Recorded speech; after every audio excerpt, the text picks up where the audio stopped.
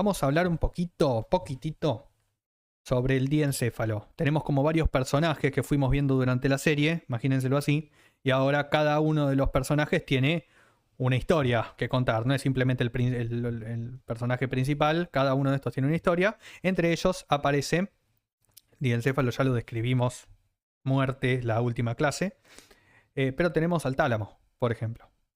Entonces me preguntan, háblame del tálamo. ¿Qué le decimos? Vamos que estamos bien de tiempo, chicos. Aprovechemos. ¿Qué decimos del tálamo? Igual yo les voy a dejar el speech, pero ¿qué decimos? Que era como el centro integrador que recibía todas las aferencias y las enviaba a las cortezas, a la corteza. Bien, es el centro integrador de información ¿qué? Consciente. Que tenía que, justamente como vos decís, tiene que llegar a la corteza. Espectacular. Esa es la función. Entonces va a estar formado por núcleos que reciben vías aferentes y las mandan a la corteza.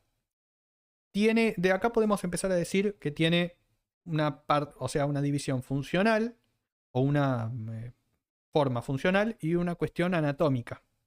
Entonces, a nivel funcional, tiene núcleos distribuidos en toda su extensión que sirven para dos funciones: relevo y asociación. Acá la pregunta es: ¿cuál es la diferencia? Los núcleos de relevo son, por ejemplo, el ventral posterolateral, ventral posteromedial, el geniculado lateral, geniculado medial, que reciben una vía, hacen sinapsis con la siguiente neurona y continúan esa vía hasta la corteza primaria de asociación, la corteza somatosensitiva primaria, visual primaria, etc. Después, los de asociación son, por ejemplo, los núcleos como el pulvinar, que agarran varias cortezas, las comunican entre ellas para ver qué información le mando al colículo superior. ¿Ok? Bien. Y pensemos que además de las vías sensitivas y sensoriales, hay otras vías que tienen que llegar a la corteza que van a tener relación con el tálamo. Por ejemplo, el cerebelo, cuando se tiene que comunicar con la corteza, va a dar información que pasa por el tálamo. El circuito de Papez del sistema límbico, que yo les dejé ya una partecita que ahora lo vamos a volver a ver, también tiene que pasar por un núcleo del tálamo.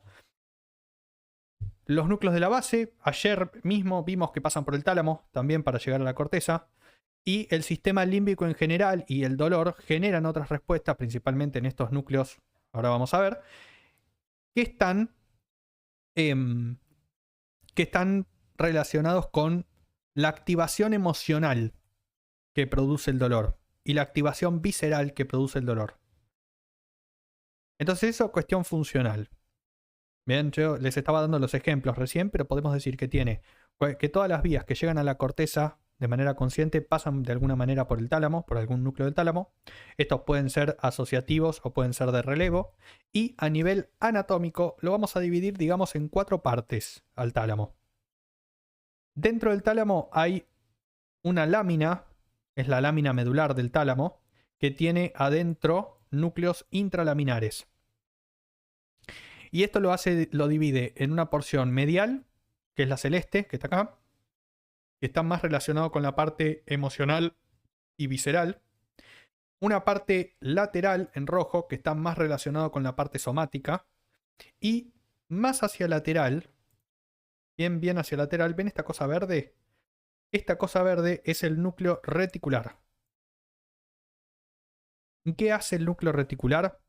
Es el modulador de las actividades talámicas. Es el que permite, o sea, facilita o impide la entrada de toda la información al tálamo, que justamente tiene relación con un proceso que hace que a nosotros nos impida recibir información. El sueño. ¿Okay? Cuando estamos durmiendo, se activa este núcleo reticular. Obviamente cuando tenemos otras funciones, por ejemplo, está activado el sistema simpático, también se activa el sistema reticular del tálamo para impedir que llegue información nociceptiva aparte de lo que ya nos duele, ¿sí? Porque tenemos que pelear. Entonces sirve para regular estas aferencias. Así como eso, Piénsenlo también, el ruidito del vecino que está goteando no sé, la caldera del vecino que está goteando hace 7 horas. Ya me la olvidé, ya no la escucho más. Bueno, esto es lo mismo, ¿ok? No es que dejó de sonar, dejé de escucharla. Bien.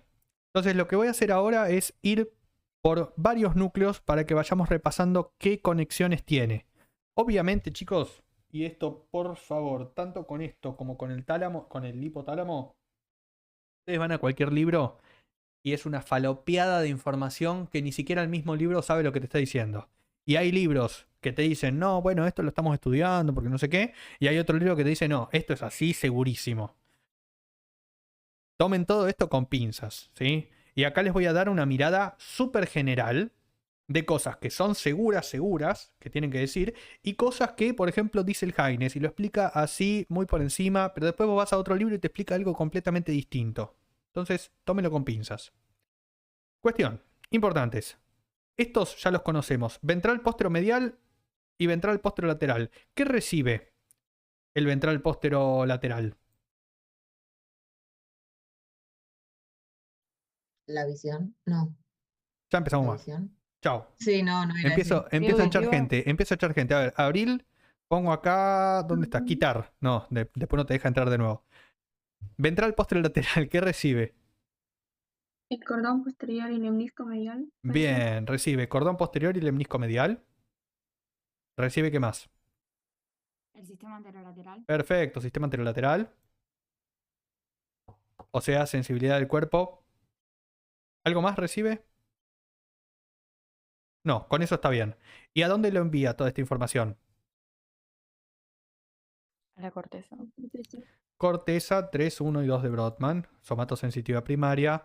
Giro precentral. Postcentral. Bien, ventral posteromedial. No sé por qué puse la I ahí. Mal tipeo. Ventral posteromedial. ¿Qué recibe? No recibe aferencias, pero de la cara, Bien, ¿qué vías? la trigeminal, por ejemplo. Bien, vía trigeminal. Llega al ventral posteromedial. ¿Qué otra vía llega al ventral posteromedial? Gustativa. ¿Ok? Vía gustativa llega al ventral posteromedial. La vía trigeminal de la sensibilidad, ¿a dónde se proyecta? A la parte más medial del giro postcentral. Perfecto. Giro postcentral, 3, 1 y 2, exactamente. La parte más lateral de este giro, que es donde está la somatotopía de la cara. ¿Y la vía gustativa, desde este núcleo, a dónde se proyecta?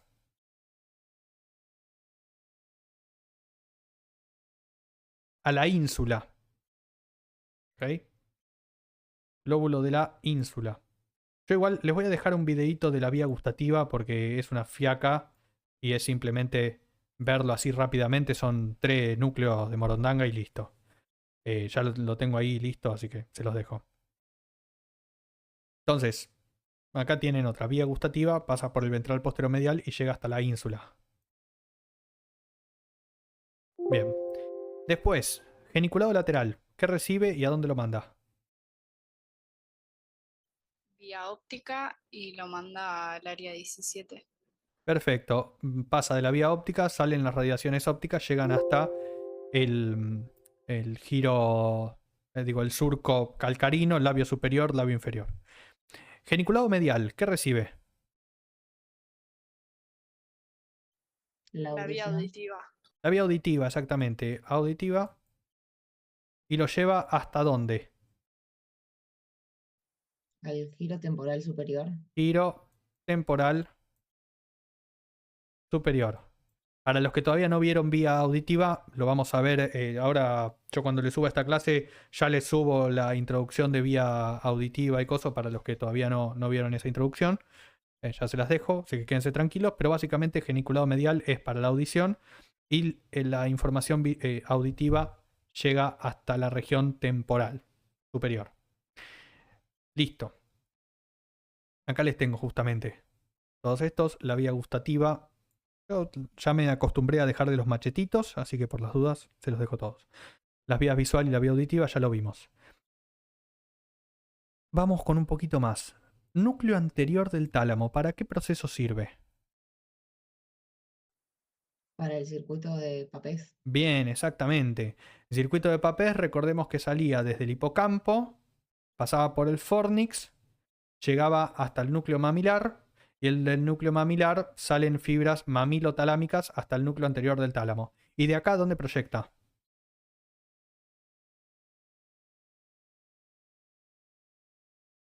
Al giro del cíngulo. ¿Okay? Circuito de Papez, ¿cómo cierra? Desde el núcleo anterior del tálamo al giro del cíngulo. Ahora lo vamos a repetir igual. Por el fascículo del cíngulo volvemos al hipocampo. Ese es el circuito de Papez. Bien. Les voy a ir tirando otros núcleos solo para que les quede grabado. Y si lo quieren repasar, tienen tiempo, lo que quieran, miran esto de nuevo y andamos bien. Núcleo ventral anterior del tálamo sirve para un circuito que vimos la clase pasada.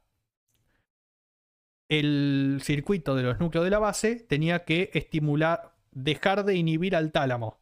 ¿Cuál núcleo del tálamo? El núcleo ventral anterior. ¿Ok?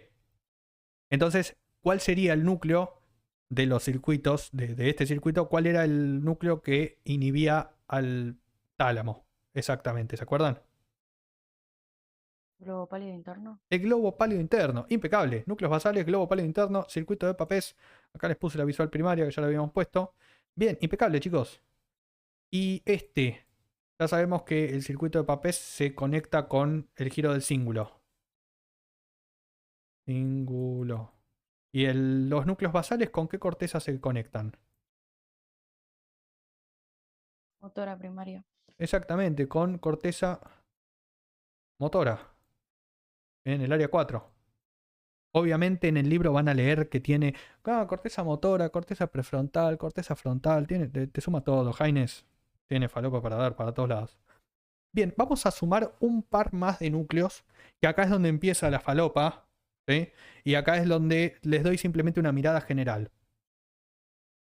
Núcleo pulvinar es el que se comunicaba desde las cortezas. Van a ver que tiene 10.500 millones de cortezas, como por ejemplo la corteza órbito-frontal, las cortezas parieto-occipitales, las cortezas temporo-occipitales y bla bla bla, que son todas las cortezas motoras de los ojos, y comunica con los colículos. ¿Ok? Asocia todas estas cortezas y a la vez larga eferencias hacia los colículos. Los colículos superiores eran justamente los que generan los reflejos de las miradas. Mirada conjugada, el del centro de la mirada, etc. ¿Ok? Bien. Después, este otro, ventral lateral, lo vamos a ver en la clase que viene. Para los que ya vieron esa clase, es el módulo cerebeloso. Recordemos que había una de las funciones del cerebelo, que es el módulo cerebro-cerebeloso, que tiene que comunicar a la corteza una coordinación fina de movimientos. Entonces, comunica desde el núcleo ventral lateral, las fibras cerebro-cerebelosas, y llegan hasta la corteza motora. ¿Ok? Y después, acá tenemos otros dos que son el dorso medial, núcleo dorso medial y núcleos intralaminares. El núcleo dorso medial generalmente recibe inervación o ¿cómo se llama? Aferencias de la amígdala y hace las respuestas prefrontales de respuesta a las emociones. Y los núcleos intralaminares están relacionados con el dolor. ¿Ok? El sistema anterolateral y las vías trigeminales del dolor llegan a los núcleos intralaminares y además de comunicarse con la corteza somatosensitiva, se comunican con el sistema límbico y con el sistema autónomo. ¿Ok? De ahí, por eso les digo, si ustedes van al libro se van a encontrar con que esto está explayado en 7 hojas. Con decir que tienen inervaciones relacionadas con el sistema límbico y con el sistema autónomo para las respuestas emocionales y las respuestas del dolor, estamos más que bien, ¿sí? Y listo. Chau. Olvídense. Hay dibujitos acá que te muestran justamente cada uno de los núcleos del tálamo con qué corteza se corresponde. Fíjense acá, el ventral posteromedial y lateral se comunican con el giro postcentral y así con cada uno. Por ejemplo, el pulvinar con la región parieto-temporo-occipital, que es asociación de los esta cosa, ¿cómo se llama? De los movimientos oculares, bla, bla, bla.